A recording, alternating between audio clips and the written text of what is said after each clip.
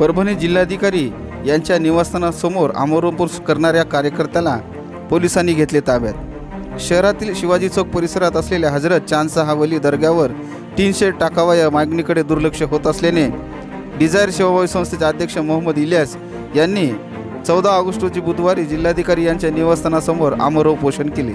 पोलिसांनी वेळीच त्याला ताब्यात घेत नवामोंढा पोलीस ठाण्यात नेले।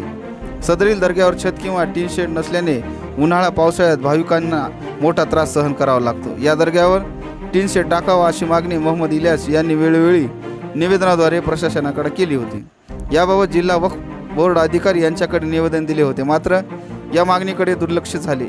याकडे लक्ष वेधण्यासाठी मोहम्मद इलियास यांनी जिल्हाधिकारी यांच्या निवासस्थानासमोर 14 ऑगस्टला उपोषण केले, तर 15 ऑगस्टला आत्महत्या करण्याचा इशाराही त्यांनी दिला आहे।